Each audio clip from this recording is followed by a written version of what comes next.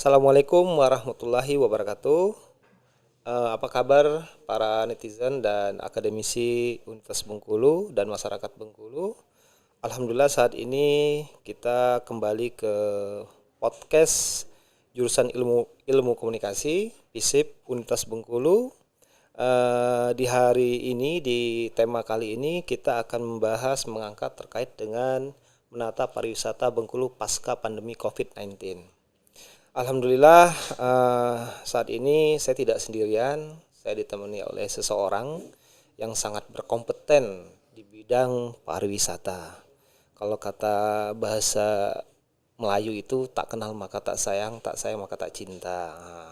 Jadi mungkin kita kenalan dulu biar lebih akrab, biar ada chemistry bahasanya kayak gitu ya. Baik, alhamdulillah di depan saya saat ini sudah ada saya panggil Bang aja ya. Siap. Bang Bang Krisna Gamawan. Bang Krisna Gamawan ini sekarang menjabat sebagai Ketua ASPI, Asosiasi Pelaku Pariwisata Indonesia, DPD Bengkulu, ya Bang ya? Ya. Oke. Baik, kalau untuk riwayatnya banyak banget di sini, mungkin nggak bisa saya bacain, mungkin nanti bisa Bang Kris sendiri yang Siap. memaparkan apa track recordnya kan, selaku apa ya, penggiat dunia pariwisata atau agent pariwisata. Oke, alhamdulillah hari ini kita masih diberi kesehatan. Sehat Bang ya? Alhamdulillah sehat. Alhamdulillah. Oke, ini salah satu program dari jurusan ilmu komunikasi, memang ada namanya komunikasi rasa, dan komunikasi rasa ini berkaitan dengan fenomena atau yang sedang trending di tengah-tengah masyarakat. Salah satunya saat ini sektor pariwisata. Oke, sebelum memulai mungkin saya ada sedikit prolog mungkin Bang. Jadi COVID-19 ini atau COVID-19 sesuatu pandemi yang luar biasa menurut saya Bang saat ini. Jadi kalau dikatakan semua mungkin salah, tapi hampir semua sektor lini kehidupan itu terdampak. Mungkin yang tidak terdampak nggak tahu nih, ini persepsi saya saja. Salah satunya itu mungkin di dunia kesehatan.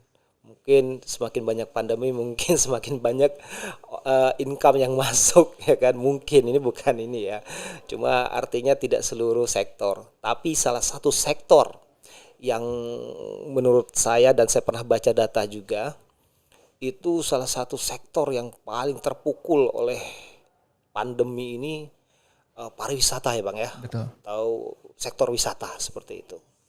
Baik, sektor wisata saat pandemi hampir semua ditutup, PPKM, tempat wisata semua ditutup gitu Bang ya. Iya benar. Tidak ada yang dibuka, orang ya boro-boro mau berwisata. Orang mikirin bagaimana selamat dulu kan, kayak gitu. Sekali. Karena konsep hidup paling penting adalah nyawa. Selain nyawa terserah seperti itu kan. Baik, kita ngobrol santai hari ini dengan Bang Kris, dan mungkin saya persilakan dulu Bang Kris memperkenalkan diri gitu kan, track recordnya apa yang pernah dilakukan terkait dengan dunia wisata, dan hari ini mungkin kita lebih spesifik membahas terkait dengan pariwisata yang ada di Provinsi Bengkulu. Oke, Bang Kris lah, sebelumnya saya mau minta sedikit sebelum Bang Krisna mengenalkan diri gitu kan. Nanti saya mau meminta pandangan dari Bang Krisna, dari kacamata Bang Krisna, bagaimana sih sebenarnya sektor wisata pada saat pandemi sedang meningkat? Itu kalau untuk sektor pariwisata itu jelas pada saat COVID kemarin lagi tinggi itu otomatis terhenti. Benar-benar terhenti karena apa? Karena pariwisata itu benar-benar berlawanan dengan apa yang terjadi dengan COVID. Ya, COVID melarang orang untuk kumpul, sedangkan pariwisata adalah tempat orang untuk berkumpul. COVID kita tidak bisa jalan-jalan. Jadi sedangkan pariwisata itu tentang orang jalan-jalan kan seperti itu. Jadi memang kondisi pariwisata itu 180 derajat berlawanan dengan COVID-19. Jadi otomatis memang pariwisata bukan cuma di Indonesia, hampir seluruh dunia itu mati suri. Sedangkan yang namanya pariwisata Mati suri Bang ya. mati suri. Mati suri. Jadi yang namanya pariwisata ini kan industri jasa di mana bisa dibilang untuk di Indonesia aja mungkin lebih dari separuh para pekerja pariwisata itu adalah para pekerja non formal. Dalam artian ya mereka tidak terdata, banyak freelancer seperti itu kan. Seperti pemandu itu banyak freelancer. Jadi memang kita bisa bilang mungkin secara angka tidak begitu kelihatan, tapi begitu kita lihat Bali sepi, banyak PHK, kemudian banyak orang berganti mata pencarian gitu kan. Nah, itu juga terjadi di Bengkulu, banyak teman-teman guide yang kemudian menjadi mencari pekerjaan yang lain gitu kan. Nah, jadi memang begitu dahsyatnya COVID-19 waktu itu menghantam sektor pariwisata ya. Oke, memang betul. Kalau pada saat COVID meningkat kemarin Bang ya, saya pernah bilang ke mahasiswa juga gitu kan, para teman-teman gitu. Saya analogikan kayak gini nih. Kebetulan saya juga mengelola KKN di Universitas Bengkulu. Jadi sama dengan konsep yang seperti abang tadi.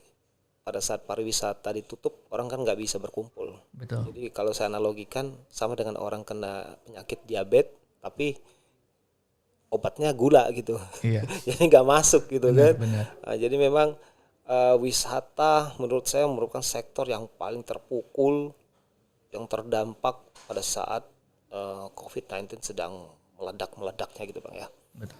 Mungkin saya sedikit bercerita Bang. Waktu itu kalau nggak salah tahun 2020 akhir kita pernah sama-sama satu jurusan itu ke Bandung, ada kegiatan. Saya ingat sekali waktu itu di Ciamplas, mungkin abang juga tahu kan.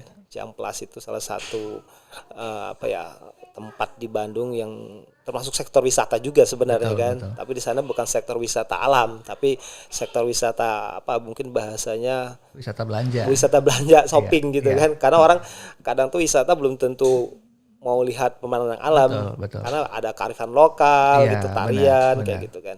Jadi pada saat saya di sana saya lihat hampir seluruh toko itu bisa dikatakan bisa seperti abang bilang tadi mati suri. Iya. Ada juga yang masih buka gitu, tapi barang-barangnya udah hampir habis. Saya lihat sepanjang jalan itu habis. Berarti yang di dampaknya ini kan banyak nih. Selain pariwisata, konveksi juga kena gitu kan. Benar. Konveksi kena, imbasnya juga ke pariwisata kayak gitu kan. Iya. Ada hubungannya kayak gitu. Jadi luar biasa memang COVID saat ini. Nah, terkait dengan ini Bang, pariwisata di Bengkulu terkait dengan pandemi. Kalau situasi menurut abang sendiri pada saat pandemi kemarin, gimana wisata di Bengkulu Bang? Untuk wisata di Bengkulu mungkin karena mungkin 1 tahun pertama memang kita bisa dibilang tidak ngapa-ngapain, lockdown ya, total lockdown. Kemudian tahun 2021 kemudian baru mulai ada sedikit pergerakan. Ditambah lagi adanya tren dengan hashtag di Indonesia saja, di Bengkulu saja gitu kan. Jadi banyak kemudian hotel-hotel yang bikin program-program seperti staycation.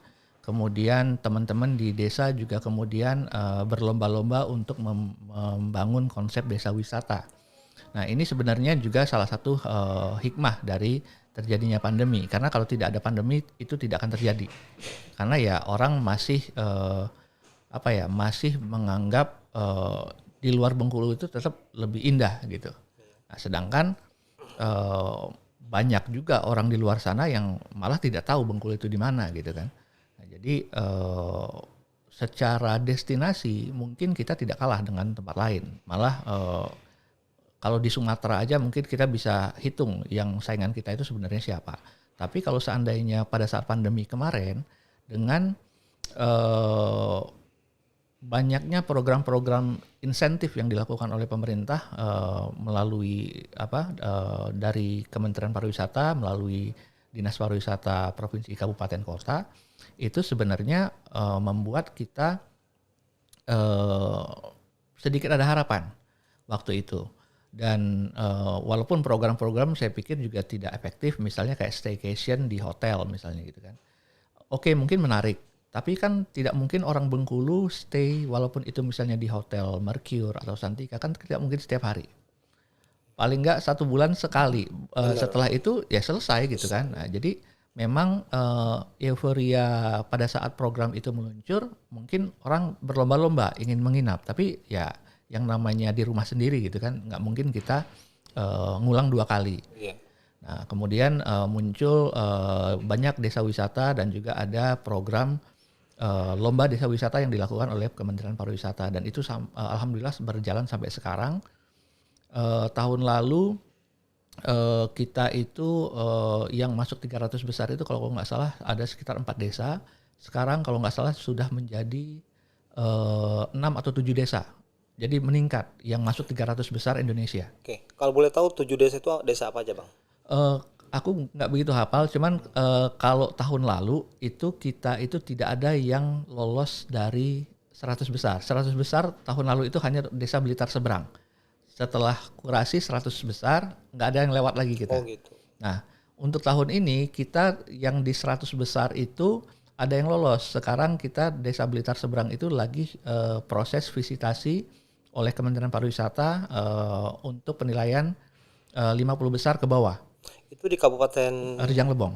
Curup ya? Iya. Rejang Lebong. Rejang Lebong, Desa Blitar Seberang. Dan insya Allah tanggal 3 Agustus besok itu Pak Sandi Uno, Menteri Pariwisata akan berkunjung ke sana sebagai penilaian langsung dari beliau untuk proses selanjutnya setelah 50 besar anugerah Desa Wisata Indonesia ini. Oke, berarti ada 1 desa kita Bang ya yang masuk dalam tingkat atau level nasional ya. Betul. Ini saya sedikit bercerita Bang. Saya pernah ke Pantai Pengubayan di Kaur. Ya.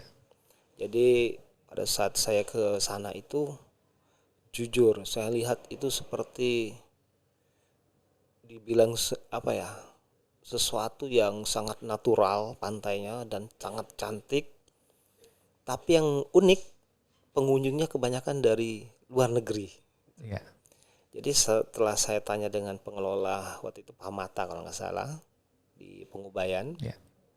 saya tanya Pak, kok destinasi di sini di Kaur ya, itu di Kabupaten Kaur, Kecamatan Asal, ada namanya Pantai Pengubayan.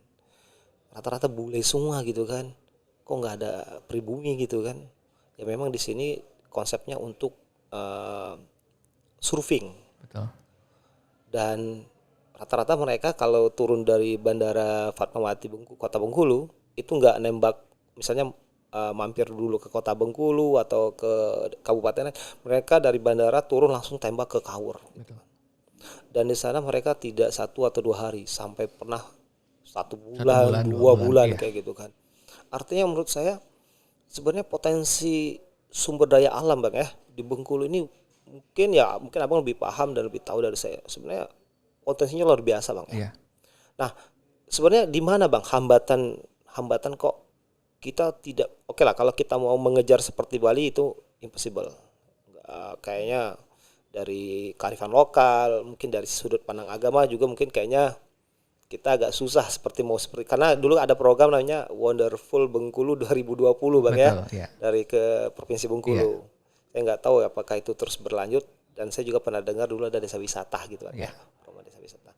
Nah, kalau menurut Abang sendiri Bang Krisna, sebenarnya apa sih yang membuat Kota Bengkulu ini sebenarnya memiliki potensi sumber daya alam yang bagus, tapi kenapa tidak begitu populer, Bang?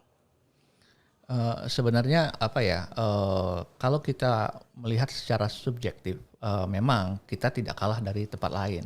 Tapi begitu kita melihat hal ini secara objektif, saingan kita, tetangga-tetangga kita ini juga melakukan promosi yang mungkin promosinya jauh lebih besar. Itu yang pertama. Yang kedua, pengembangan SDM di Provinsi Bengkulu dalam hal ini untuk SDM pariwisata itu juga masih sangat tertinggal dibandingkan provinsi yang lain. SDM Bang ya? Untuk SDM. Nah, jadi makanya di sini sebenarnya kami dari ASPI, Asosiasi Pelaku Pariwisata Indonesia ini fokusnya itu di pengembangan SDM.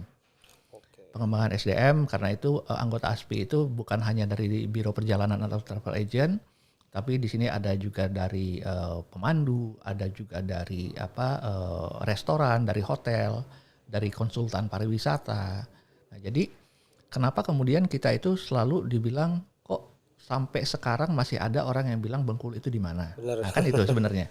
Jangankan kita mau ngomongin orang tahu nggak pariwisata Bengkulu? Jangankan pariwisata, Bengkulunya aja orang nggak tahu kan gitu. Iya, Nah, iya. jadi saya pikir yang pertama mungkin kita itu masih bergerak sendiri-sendiri juga karena baru setelah pandemi ini kayaknya mulai banyak kolaborasi yang dilakukan oleh terutama Dinas Pariwisata Provinsi kepada desa wisata ataupun kepada para pelaku industri yang lain. Nah, sebenarnya harapan kita dengan selesainya pandemi itu kan bisa dibilang pandemi ini kan kayak kalau kita di komputer itu tombol reset sebenarnya. Oke. Nah, kita berharap kita itu startnya rame-rame bareng-bareng sama yang lain. Nah, tapi itu tadi bedanya adalah kalau Bali langkahnya itu besar sekali gitu kan. Sekarang mereka udah penuh terus gitu kan. Udah Sedangkan pulih ya. iya, sedangkan kita belum gitu kan. Nah, kalau kita mau ngomongin eh, perbandingan, mungkin memang kalau Bali sedikit banyak berbeda sama kita. Tapi NTB, Lombok itu sama kayak kita. Sama-sama daerah yang mayoritas muslim. Kemudian otomatis norma-norma juga kebanyakan pasti sama. Benar. Nah, Kearifan lokal kearifan kayak gitu lokal ya. pasti Iya. banyak juga. Nah, jadi dengan seperti itu sebenarnya kalau kita ditanya lagi kenapa seperti Bengkulu seperti ini, ya jawabnya hanya di SDM aja. Oke. Kalau SDM kita sudah mumpuni dalam artian zaman sekarang kan mumpuni itu harus dibuktikan dengan sertifikasi. Nah, kita satu LSP pariwisata aja nggak ada di Bengkulu. LSP apa tuh, Bang? LSP lembaga sertifikasi Oh, profesi. lembaga Nah, iya. Oke. Kemudian kampus atau yang setara kampus, setara S1 ataupun D3 ataupun D1 Bengkulu juga belum punya. Maksudnya seperti jurusan pariwisata kayak gitu, Bang Iya. ya? Oke. Jurusan pariwisata itu belum ada. Jadi sedangkan kalau yang namanya kuota sertifikasi biasanya kan ada tuh kuota yang memang diperuntukkan untuk daerah-daerah itu kan ada kuota yang harus dipenuhi dan kita biasanya cuman berani mengambil 50 orang, 100 orang. Karena apa? Karena kita tidak punya orang yang banyak untuk mengambil sertifikasi tersebut seperti itu. Oke. Ada satu yang saya garis bawahi tadi, Bang. Artinya yang masih lemah di kita ini sumber daya manusia, Bang ya. Iya, Berarti pengelolanya ya. betul. Eh, dan ini menarik, Bang, karena kita saat ini di jurusan ilmu komunikasi gitu kan, Iya, di komunikasi rasa podcastnya Akademika Universitas Bengkulu. Mungkin ini bisa jadi masukan untuk petinggi-petinggi di UNIP gitu kan, betul. bahwa ini kayaknya perlu nih dimunculin jurusan atau program studi khusus pariwisata. Karena setahu saya itu pernah di Jakarta ada di Trisakti dulu, Iya, khusus jurusan pariwisata gitu. iya, Artinya mungkin ini salah satu peluang juga, Bang ya, untuk perguruan benar. tinggi membuka jurusan atau prodi yang memang spesifikasinya untuk pariwisata. Karena pada dasarnya sebenarnya kalau dari sumber daya alam mungkin kita sudah oke ya. Betul. Tinggal lagi pengelolaan atau Ya, manajemennya, Bang ya. manajemennya, kemudian tata kelola Tak seperti itu. kelola. Jadi memang bisa dibilang kita itu rumahnya bagus, cuman yang ngerjain atau yang menjaga rumah itu nggak ada. Oh gitu. Ataupun kalaupun ada dipaksakan menjaga rumah itu, tapi tidak bisa skillnya. Jadi akhirnya rumah itu terlihat kotor, kusam seperti itu. Padahal dikasihnya itu udah bagus gitu kan seperti itu. Ya artinya sebenarnya dari sisi sumber daya alam sudah oke. Cuma tinggal lagi human. Ya, Mungkin banyak aspek sih, mungkin bisa dari pemerintah gitu, betul, Bang. betul. Termasuk peranan dari perguruan tinggi pun harus juga kuat gitu kan. Iya, Termasuk stakeholder yang lain. Termasuk juga mungkin bukan mungkin sih, masyarakat khususnya. Kalau kita lihat, Bang, seperti di pantai Zakat atau di pesisir pantai Bengkulu. Kalau saya kita pernah ke Bali gitu kan, mungkin nggak kalah sama Kuta gitu sebenarnya. Cuma problemnya sampah. Betul. Sampah di mana-mana dan kesadaran masyarakat kita ini masih rendah sekali terkait dengan sampah. Memang impactnya sih ya nggak langsung, tapi langsung kalau kotor ya orang mau tempat wisata tempat kotor siapa sih? Benar. Kecuali orang-orang di sini aja gitu kan. Artinya kalau kita mau mengundang nggak usah jauh-jauh deh, target kita nggak usah internasional, mungkin Orang Jakarta aja. orang Jakarta gitu Iya. Bang ya. Mereka lihat wah Bengkulu pantainya bagus tapi sayang gitu kan. Iya. Dan itu akan bercerita Benar. ke teman-teman yang lain Iya. kayak gitu Bang ya. Jadi padahal kalau orang kita pada saat berkegiatan ataupun liburan, baik itu ke Bali ataupun ke luar negeri, kan bisa behave, Ya. bisa tidak nyampah gitu kan. Nah, jadi tapi kenapa begitu di Bengkulu bisa nyampah kan gitu. Jadi memang masih tanda tanya banget di situ. Sedangkan kalau kita lihat di Pantai Kuta itu sampahnya banyak. Banyak ya. Sampah kiriman dari laut pun banyak gitu kan. Tapi kan mereka punya manajemen pembersihannya. Ya. Itu yang kita nggak punya di Bengkulu. Ya artinya itu menjadi PR kita bersama Bang ya. Betul. Termasuk khususnya pemerintah baik di mungkin dinas pariwisata dan dinas pertamanan mungkin yang bertanggung jawab terkait hal ini Bang ya. Benar. Artinya kan kalau ini bisa diatasi, sektor wisata mungkin bisa berkembang Bang. Paling tidak kita nggak usah jauh-jauh sih, segmennya mungkin sekitar Provinsi Bengkulu seperti dari Padang, Benar. dari Palembang, dari Lampung. Iya. Karena kalau saya perhatiin kalau lagi hari libur nasional, kayaknya banyak plat kendaraan itu dari Palembang, Betul. dari Padang dan Lampung gitu Bang ya. Karena sama kayak kita, orang kota Bengkulu itu liburannya ke gunung, sedangkan orang gunung kan liburannya ke pantai. Nah, jadi yang dari Pagar Alam, Lahat itu pasti turun semua. Kita juga sebaliknya gitu kan. Oke, Kita liburan ke tempat yang lebih dingin, lebih tinggi gitu. Jadi memang itu sudah kodratnya juga seperti Iya, itu. oke, Jadi iya. makanya sebenarnya kita nggak usah muluk-muluk lah, nggak usah muluk-muluk. Mau harus orang luar negeri, orang asing. Memang target market utama kita itu ke sana. Karena apa? Karena mereka yang bisa menghargai alam. Kenapa mereka bisa menghargai alam? Karena mereka nggak punya. Sama kayak kita. Kita liburan ke luar negeri ke Singapura. Pasti ke mall yang besar-besar, yang bagus. Karena kita nggak punya di situ. Mereka juga seperti itu. Ke tempat kita melihat yang hijau-hijau kan seperti. Nah, jadi memang kembali lagi tadi kayak di tempat Bang Mata gitu ya. Itu banyak orang asing. Nah, ini sebenarnya juga sangat menarik. Orang kalau nggak dibilangin oleh Bang Mata, kalau itu adalah Kaur Bengkulu, orang nggak tahu. Orang tahunya karena begini, antara Krui dan Kaur itu sama seperti Magelang dan Jogja. Kita datang ke Jogja tapi liburannya ke Borobudur. Benar. Nah, jadi orang nggak tahu kalau Borobudur itu ada di Jawa Tengah. Bukan di Jogja. Bukan di Jogja. Di Magelang betul. gitu kan. Nah, untuk di Bengkulu, kebanyakan bule itu turunnya awalnya itu di Krui dulu. Oke, Kemudian mereka motoran sampailah dia di Kaur. Nah, jadi dan sebenarnya itu gak jadi masalah. Yang penting kan uangnya masuk ke kita. Bener. Nah, jadi Income-nya ke banyak kita. juga yang orang ngomong pariwisata, tapi pada dasarnya mereka tidak tahu konsep pariwisata itu harus ada penambahan nilai ekonomi ke tempat kita. Jadi kayak Tabot maaf ngomong, kalau selama ini hanya orang Provinsi Bengkulu yang berkumpul di kota Bengkulu, itu tidak ada penambahan ekonomi. Yang justru uang kita habis, karena yang berjualan bukan orang Bengkulu. Nah, tapi kalau seandainya nanti suatu saat Festival Tabot ini bisa mendatangkan turis-turis dari luar Provinsi Bengkulu, nah itu baru yang namanya punya dampak pariwisata untuk suatu event. Artinya bahwa seperti Tabot itu kita memang bagaimana upaya dari pemerintah itu bisa menarik wisatawan luar ya Bang ya. Bukan artinya ya benar Bang. Yang datang orang Bengkulu. Iya. Yang jualan orang luar. Iya. Jadi uang itu lari keluar gitu kan. Betul. Target PAD-nya misalnya 200 juta. Dicapai 200 juta. Tapi secara makro uang kita tuh habis miliaran di situ. Benar. Dan itu tidak di Bengkulu akhirnya. Betul. Dibawa keluar. Dibawa keluar karena yang dagang bukan orang Bengkulu. Iya. Dan itu event kita. Iya. Idealnya kita yang mendapat income gitu iya, kan. Idealnya kita jadi tuan rumah di rumah sendiri. Oke. Baik, ini semakin hangat ya, semakin asik perbincangan terkait dengan pariwisata ini karena memang eh, kalau istilah orang sekarang itu healing, Ya, di mana sekarang itu kan orang sudah apa ya dengan walaupun sekarang sebenarnya COVID katanya lagi naik-naik lagi bang, gitu betul. kan. Nah, tapi kalau saya perhati di masyarakat udah mulai bahasanya udah mulai jenuh. Ya, dan mulai kebal juga sebenarnya. Iya, Secara imun kan juga udah ini kebal ya juga. karena udah ada program vaksin, gitu Ya, bang ya. Oke.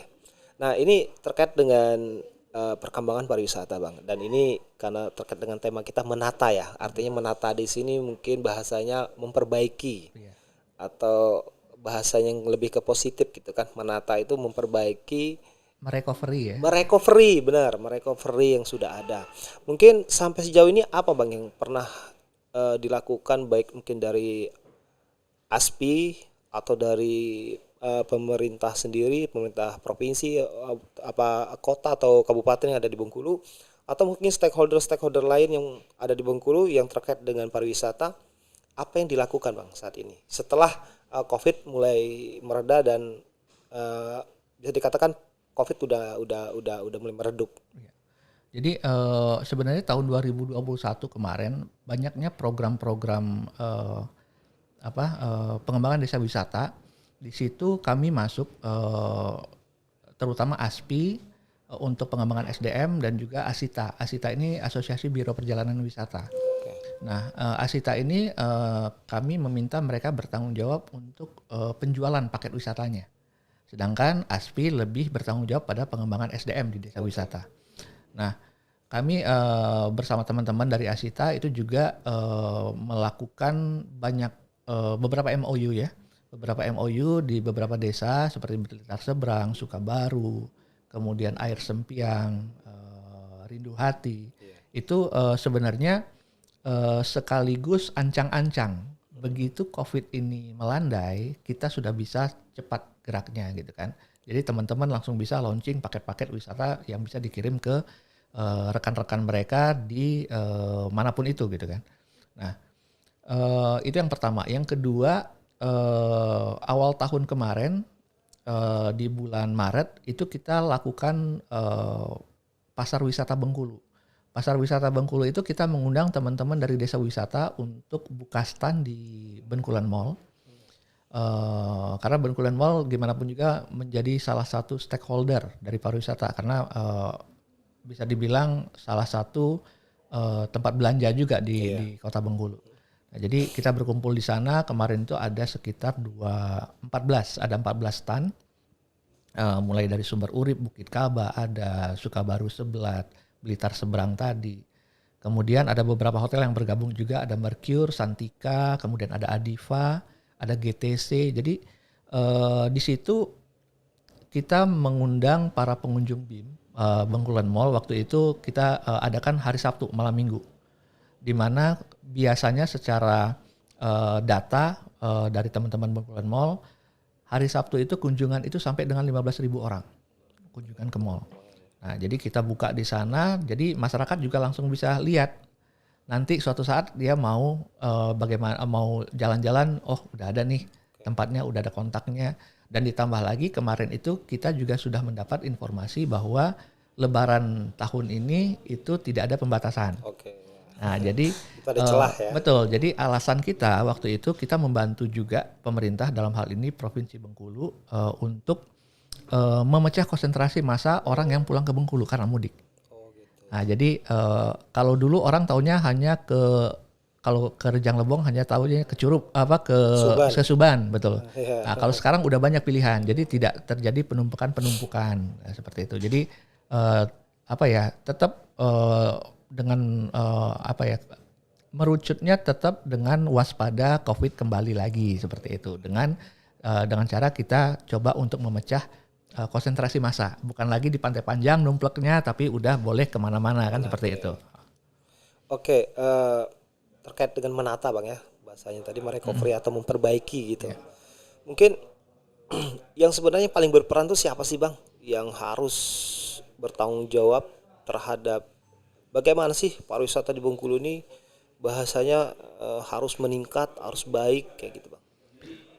Kalau kita ngomongin yang bertanggung jawab, mungkin ini adalah tanggung jawab bersama-sama. Karena kalau kita Bukan hanya pemerintah. Iya, karena kalau kita tahu keterbatasan pemerintah itu seperti apa, otomatis misalnya nih dengan soal penganggaran, selama pandemi anggaran kita itu hanya fokus pada saat untuk COVID gitu ya, refocusing ke COVID semua misalnya.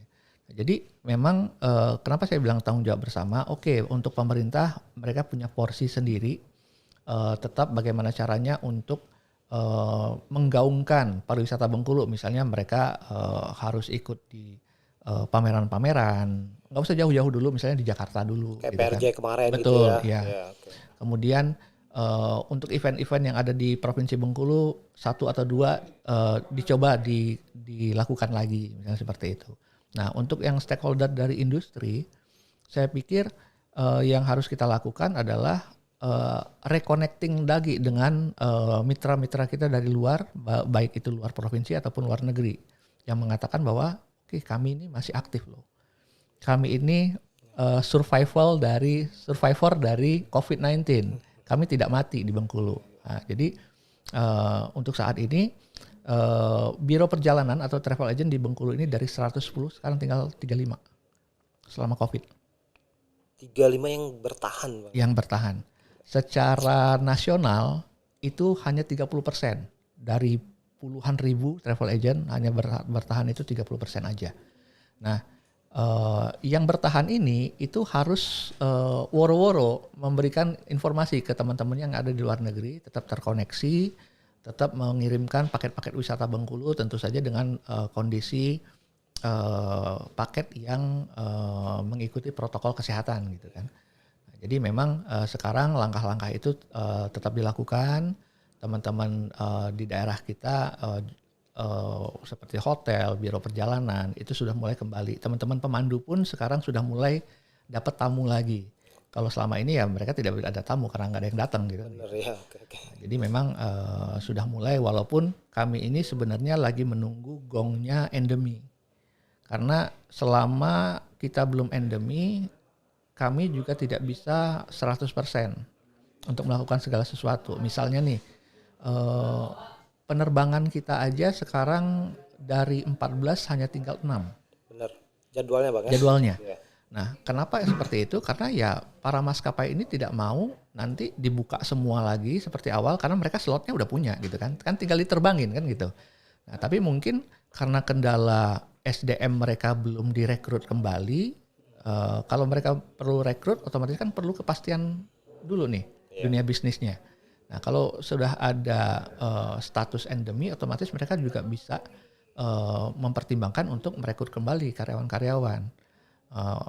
Makanya kalau bisa dibilang penerbangan kita sedikit tapi tetap delay ya karena SDM-nya kurang sebenarnya. Conveyor itu kalau di Jakarta dari 14 conveyor yang buka cuma 1 tempat bagasi. Ya karena apa? Karena orangnya nggak ada. Ya. Baik, ini berarti balik ke problem pertama, SDM loh ya, Bang ya. Ya. Artinya mungkin yang harus dilakukan secara bersama-sama, mungkin baik dari pihak pemerintah itu mungkin bisa memberikan program-program terkait dengan pembinaan desa wisata kayak gitu, Bang.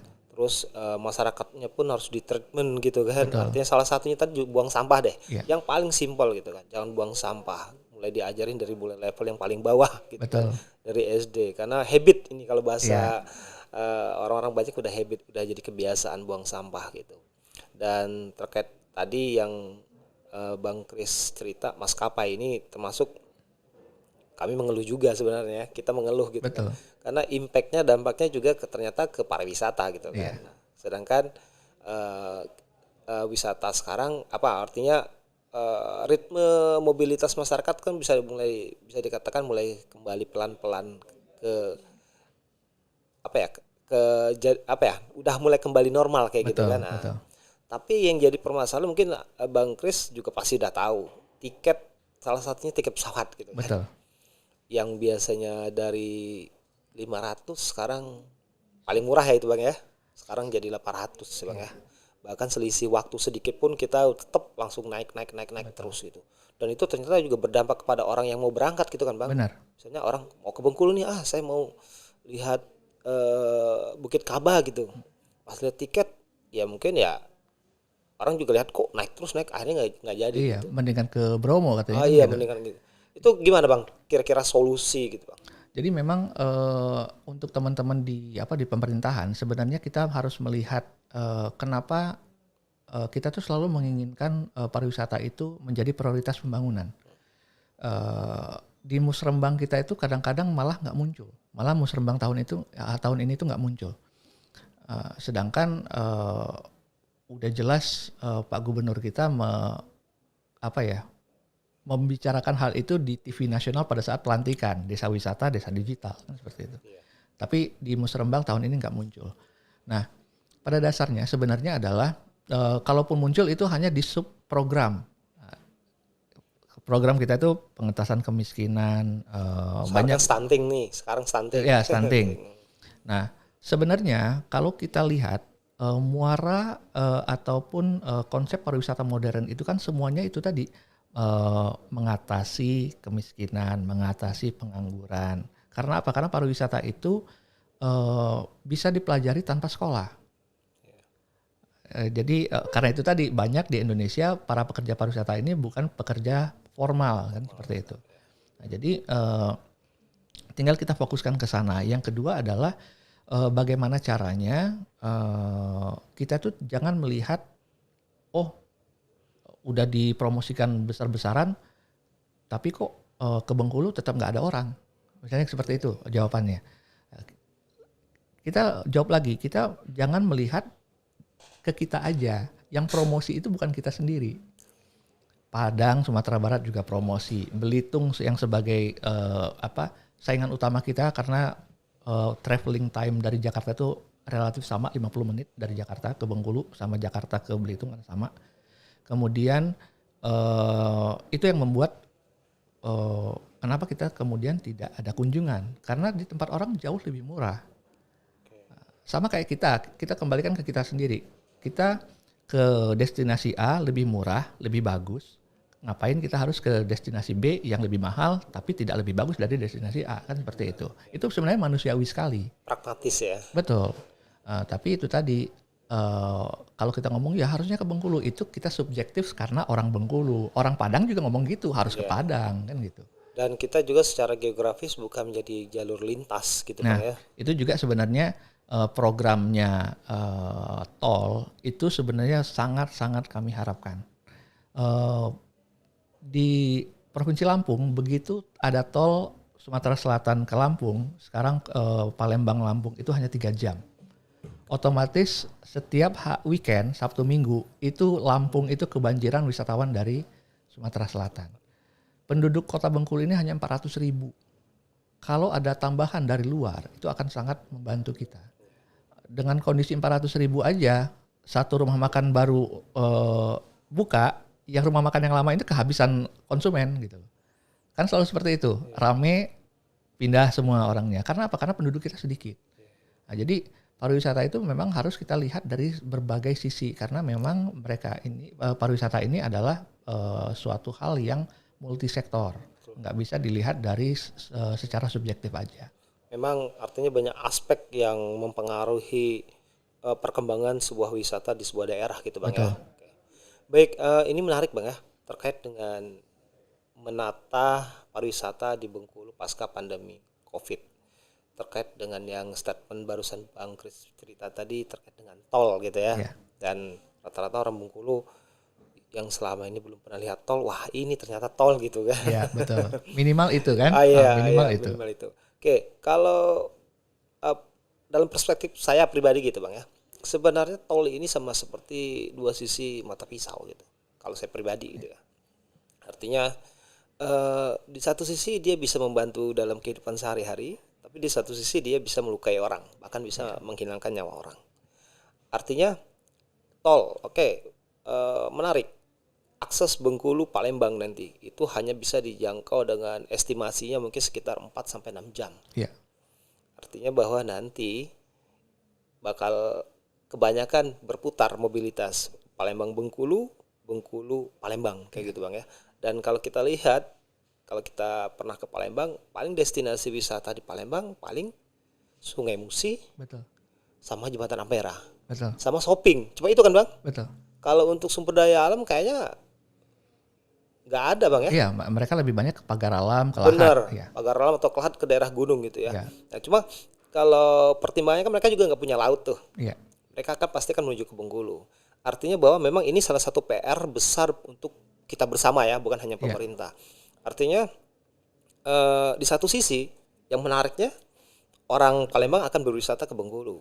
Tapi kemungkinan juga kalau dalam perspektif saya Bang, bisa jadi orang Bengkulu nanti belanjanya ke ke Palembang. Palembang. Artinya perputaran uang bukan lagi di Bengkulu. Perputaran uang akan ada di Palembang. Artinya kita harus menguatkan apa sih yang mesti kita Betul, kuatkan gitu kan? betul. Ya itu kan Bang ya. Ya logikanya kayak gini aja deh. Ah, udah bosen nih beli baju di BIM gitu kan, di Mega Mall. Mendingan ke Palembang ada apa? Saya tahu cuma IP kalau dulu, kalau sekarang udah banyak sekali gitu kan. Mendingan ke Palembang yang bisa dijangkau dengan 4 sampai 6 jam gitu kan. Artinya uang tadi yang muncul di Bengkulu muternya malah bukan di Bengkulu, tapi di Palembang. Nah, artinya itu kan mungkin bakal muncul potensi seperti itu kan, Bang. Jadi mungkin kita orang Bengkulu juga harus apa nih mesti kita kuatkan nih. Benar. Ya artinya salah satu aspek tadi mungkin wisata, Bang ya. Iya. Jadi memang di satu sisi kan menguntungkan, tapi kalau wisata kita tidak siap, kita siap-siap hancur artinya, Bang. Betul. Jadi ini sebenarnya udah kita warning juga. Dan sudah kita sampaikan juga bahwa jangan sampai nanti offside dalam artian kita yang berwisata ke Palembang. Benar. Nah, itu udah kita sampaikan. Karena itu kita harus benar-benar menyiapkan. Kita masih ada waktu sampai 2 tahun ke depan nih penyelesaian tol. Jadi bagaimana caranya supaya minimal pusat-pusat destinasi unggulan yang ada di Provinsi Bengkulu itu benar-benar siap untuk datang. Dan yang kedua yang benar-benar kita harus waspadai adalah wisata konvensi atau MICE. Karena Palembang itu adalah salah satu kota dengan mengusung konsep MICE tadi, pariwisata MICE. Bukan cuman udah bisa bikin Asian Games soalnya kan. Iya benar. Nah, jadi udah bisa dibilang mereka bisa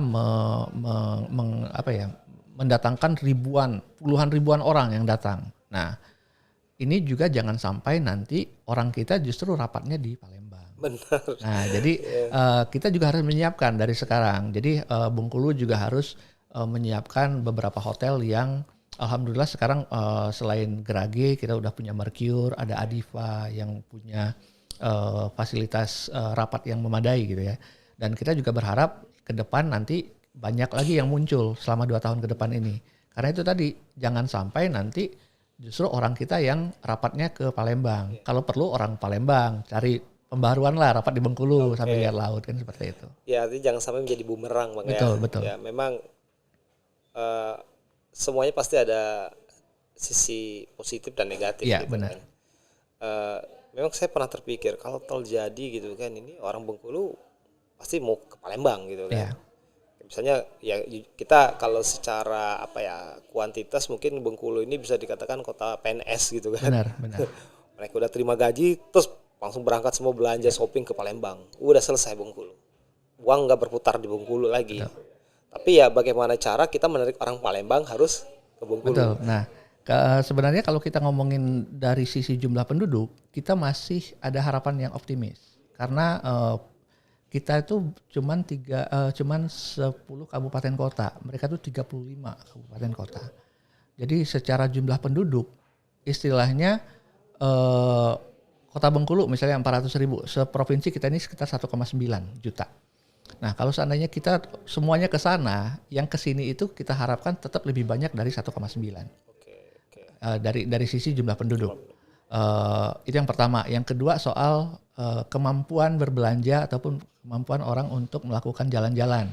Orang di Palembang jauh lebih banyak daripada orang Bengkulu. Yeah. Karena itu tadi kita masih dalam tanda kutip masih termiskin nomor 2 di Sumatera kan seperti itu. Jadi kalau untuk itu sebenarnya kita masih optimis bahwa kita tetap neraca perdagangan itu tetap surplus gitu loh. Walaupun ada impornya, tapi tetap ekspor kita lebih banyak seperti itu.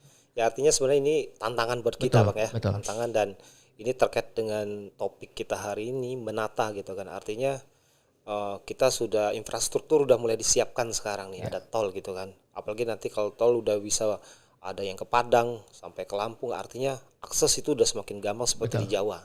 Jadi tinggal kini mungkin kesiapan kita Bang ya. Benar.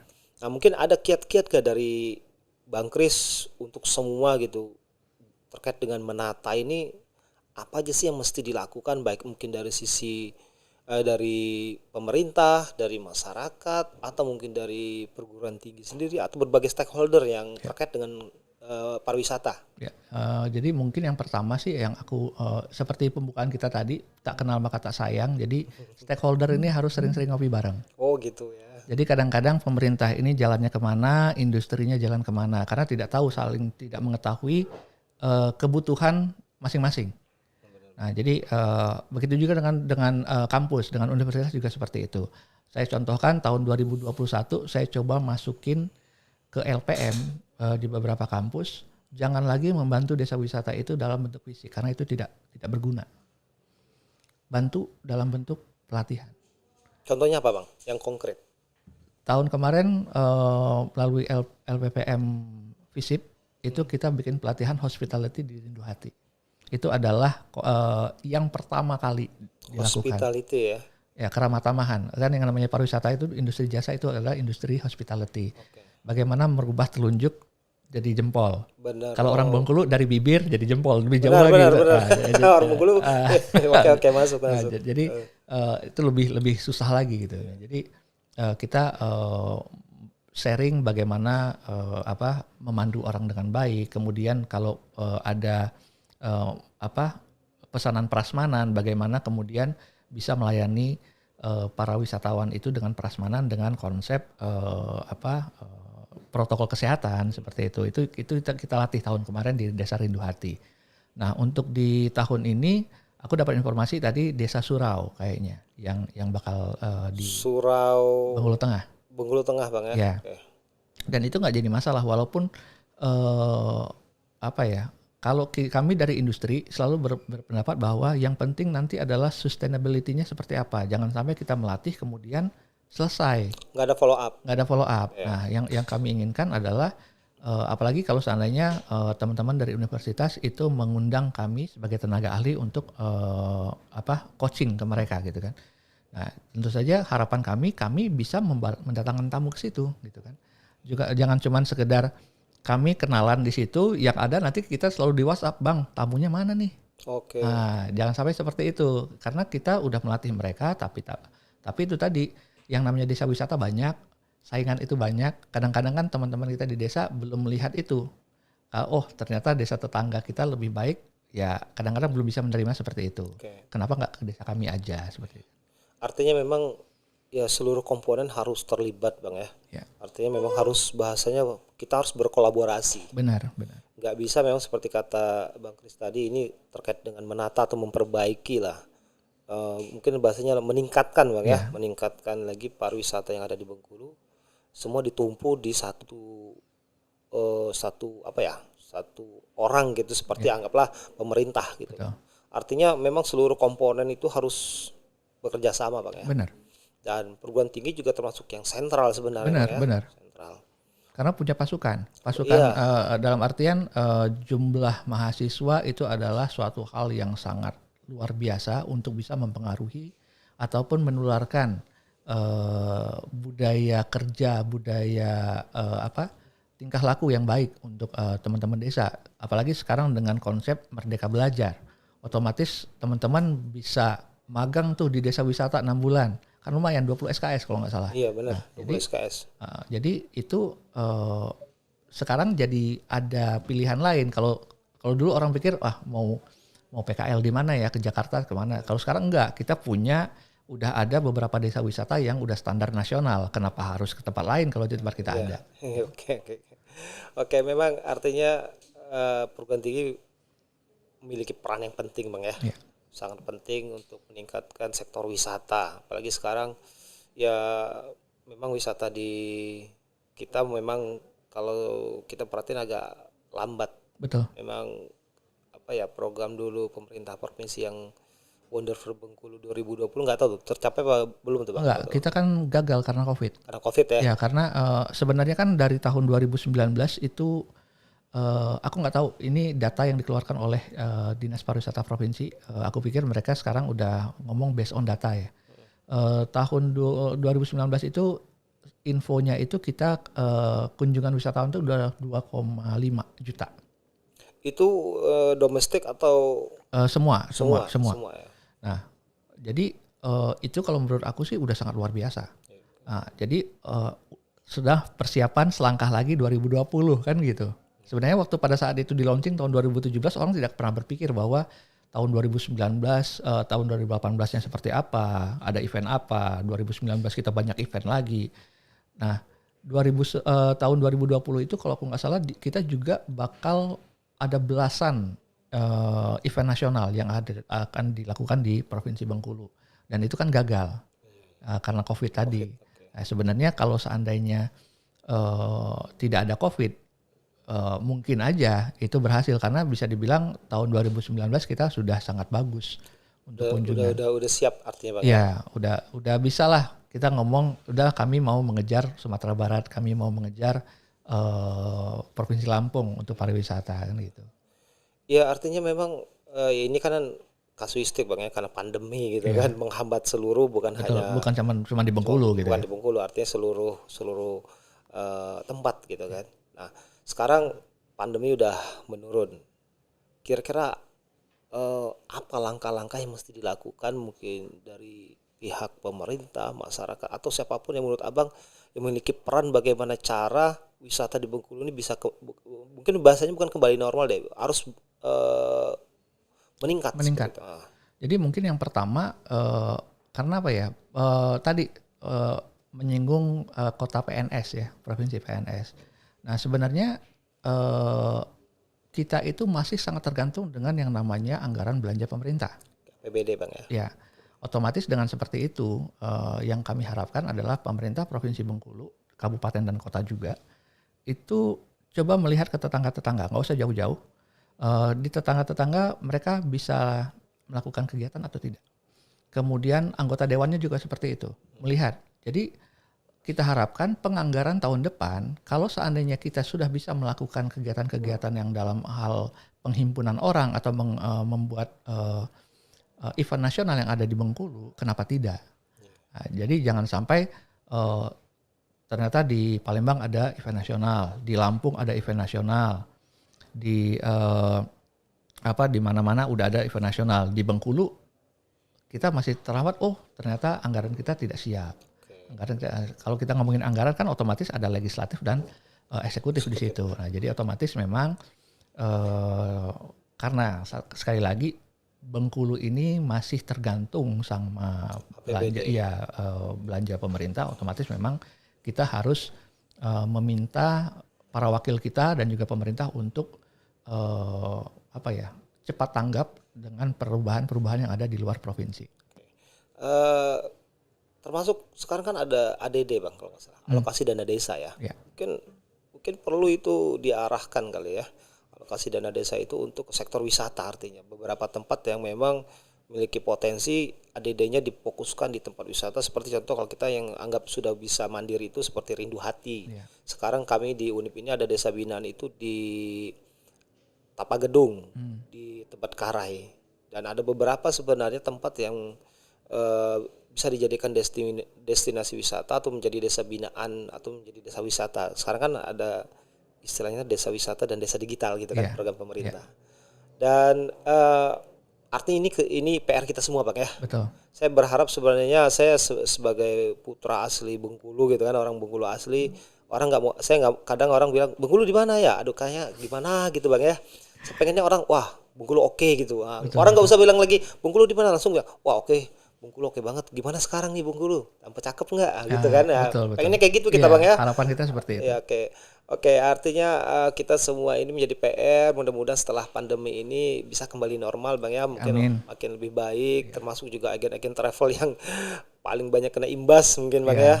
bisa pulih kembali. Betul, bukan cuma travel agent sebenarnya, teman-teman hotel juga seperti Ya, itu kan. semuanya kena ya.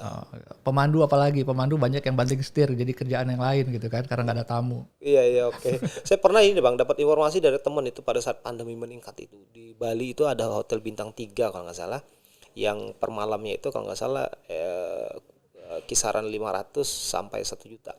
Itu dibanderol cuma 1.500.000 atau 2 juta per bulan. Iya betul. Jadi yang 15 juta semalam, Iya. jadi cuma 1.500.000 semalam. Ya penting untuk operasional Bang ya. Betul. Yang penting operasionalnya jalan dulu. Bagaimana mereka bisa survive dulu. Benar benar. Yang penting sekarang hidup aja dulu gitu Betul ya. betul. Nanti cari keuntungan nanti ya gitu ya. Iya. Oke. Sekarang udah susah lagi. Kalau kita mau ke Bali udah susah lagi cari yang murah-murah. Seperti itu ya. Iya. Oke, ini menarik ya perbincangan dengan Bang Kris sebagai penggiat wisata di Bengkulu Bang ya. Dan harapan kita bahwa sektor wisata yang ada di Bengkulu bisa kembali pulih dan semakin meningkat, artinya banyak mendapat kunjungan dan ini termasuk income untuk Provinsi Bengkulu Bang ya, Iya, untuk masyarakat betul. karena dampaknya kepada kesejahteraan Bang ya. Betul. Oke, ini terkait dengan menata pariwisata di Provinsi Bengkulu pasca pandemi COVID-19 Bang. Mungkin ada closing statement nggak dari Abang? Mungkin apa yang mesti kita lakukan secara bersama-sama biar di Bengkulu ini menjadi memang tujuan Wonderful Bengkulu yang dulu 2020 bisa tercapai Bang. Oke, jadi mungkin yang pertama yang mau kami sampaikan, kita seperti slogannya Kementerian Pariwisata, Mas Menteri itu selalu ngomong kita harus gercep, kita harus gaspol gitu kan. Dan kita harus berkolaborasi karena sekarang itu bukan zamannya lagi saing-saingan. Kita tidak bisa berdiri sendiri, kita harus saling merangkul. Itu yang pertama. Yang kedua, ayo kita sama-sama duduk bareng untuk memformulasikan kita ini mau dibawa kemana pariwisata kita. Pariwisata kita ini salah satu yang paling bagus di Pulau Sumatera. Saingan kita itu paling cuman Sumatera Utara, Belitung. Belitung pun hanya pantai. Kita punya pantai, kita punya gunung. Iya. Nah, jadi bagaimana caranya supaya ya anugerah ini tidak mubazir dan tidak hanya menjadi potensi dari saya SD potensi 2023 jangan sampai potensi lagi gitu. Jangan sampai hanya potensi. Ayo kita harus sama-sama karena tidak bisa sendiri. Industri membutuhkan pemerintah pun membutuhkan industri. Oke. Artinya kesimpulannya bahwa kita memang harus berkolaborasi. Ya. Dan kita mungkin juga harus banyak melihat apa sih yang dilakukan provinsi lain gitu. Betul. Kan sehingga bisa artinya kita bahasanya mungkin kita harus mengadopsi apa yang bisa kita terapkan di Bengkulu. Betul. Sehingga itu bisa menjadi sebuah hal yang positif ya Bang ya. Betul, dan harus selalu berpikir keberlanjutan, sustainability. Jadi yang namanya pariwisata itu kita tidak bisa ujuk-ujuk jadi selesai, habis itu selesai gitu. Nggak bisa. Kita harus selalu berpikir berkelanjutan. Kita udah melakukan hal ini, apa targetnya? Kita bikin festival di Bengkulu, targetnya tahun depan berapa kunjungan terhadap festival itu. Jadi harus ada target biar semangat. Oke ya. Artinya kita harus sama-sama berkolaborasi biar sektor wisata dan seluruh sektor ya Bang ya bisa menjadi baik dan ini dampaknya kepada peningkatan kesejahteraan kita bersama Bang ya. Benar. Oke, terima kasih Bang Krisna. Siap, sama-sama. Atas ininya informasinya gitu kan termasuk sarannya dan kita berdoa bersama-sama semoga pariwisata di Bengkulu semakin baik Bang. Amin, ya. Dan meningkat dan teman-teman di agen travel atau juga pengelola termasuk lembaga sertifikasi pariwisata juga mengalami peningkatan gitu. Betul. Bang ya. Harapan kita semuanya bisa menjadi pulih kembali seperti normal bahkan lebih baik lagi. Gitu. Ya. Oke. Terima kasih sekali lagi Bang Kris. Sama-sama. Sehat selalu. Mudah-mudahan kita selalu dalam lindungan Allah Subhanahu wa taala. Baik para akademisi Universitas Bengkulu, itu yang bisa kami sampaikan hari ini. Mudah-mudahan apa yang kami sampaikan terkait tema hari ini bisa memberikan wawasan dan penambahan pengetahuan bagi semua untuk apa mesti langkah-langkah yang dilakukan terkait dengan peningkatan dan perkembangan pariwisata yang ada di Bengkulu. Terima kasih. Wabillahi taufiq hidayah. Wassalamualaikum warahmatullahi wabarakatuh.